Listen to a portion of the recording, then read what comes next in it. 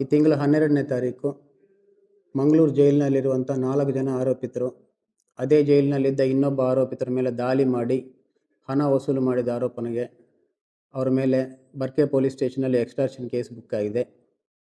ಈ case investigation ಟೈಮಲ್ಲಿ ಇದರಲ್ಲಿ ಕೆಲವು ಆರೋಪಿತರ ವಿರುದ್ಧ 2 ಪ್ರಕರಣಗಳಿದ್ದಾವೆ ಅಂತ ಗೊತ್ತಾಗಿದೆ.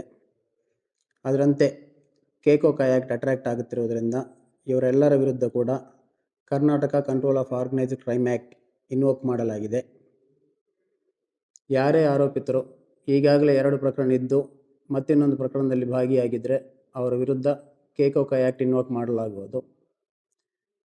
ಇದರಲ್ಲಿ ಇವರು ಆ್ಯಕ್ಚುಲಿ ಮಾಡಿದ್ದಂಥ ಅಫೆನ್ಸ್ಗೆ 3 ವರ್ಷ ಪನಿಷ್ಮೆಂಟ್ ಇದ್ದರೂ ಸಹ ಕೇಕೋಕಾ ಆ್ಯಕ್ಟಲ್ಲಿ ಕನಿಷ್ಠ 5 ವರ್ಷ ಪನಿಷ್ಮೆಂಟ್ ಇದೆ. ಕನಿಷ್ಠ 5 ವರ್ಷದಿಂದ ಜೀವಾವಧಿ ಶಿಕ್ಷೆವರೆಗೂ ಪನಿಷ್ಮೆಂಟ್ ಆಗುವಂಥ ಒಂದು ಪ್ರೊವಿಷನ್ ಇದೆ. ಅಷ್ಟೇ ಅಲ್ಲದೆ ಯಾವುದೇ ಪ್ರಕರಣ ಇಲ್ಲದರೂ ಕೂಡ ಈ ಆರೋಪಿತರ ಜೊತೆಗೆ ಅಂದರೆ ಈಗಾಗಲೇ 2 ಪ್ರಕರಣಗಳಿದ್ದಂಥ ಆರೋಪಿತರ ಜೊತೆಗೆ ತಿರುಗಾಡಿ ಅವ್ರ ಜೊತೆ ಗ್ರೂಪ್ ಕಟ್ಟಿಕೊಂಡು ಅಥವಾ ಸಿಂಡಿಕೇಟ್ ಮಾಡಿಕೊಂಡಿದ್ದಂಥವರಿಗೆ ಕೂಡ ಮೆಂಬರ್ಸ್ ಆಫ್ ಆರ್ಗನೈಸ್ಡ್ ಗ್ಯಾಂಗ್ ಅಂತ ಒಂದು ಸೆಕ್ಷನ್ ಇದೆ. ಯಾರೇ ಇರಲಿ ಈ ಗ್ಯಾಂಗ್ ಮೆಂಬರ್ಸ್ ಆಗಿದ್ದರೆ ಅವರಿಗೆ ಕೂಡ ಕನಿಷ್ಠ 5 ವರ್ಷ ಶಿಕ್ಷೆ ಆಗುತ್ತೆ.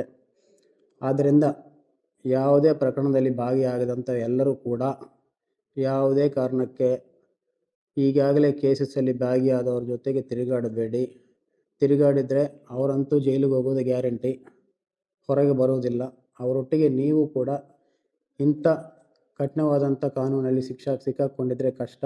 ಅದರಿಂದ ಎಲ್ಲರೂ ಜಾಗ್ರತೆಯಾಗಿರಬೇಕಂತ ಹೇಳಿ ತಿಳಿಸ್ತಾ ಇದ್ವಿ. Thank you.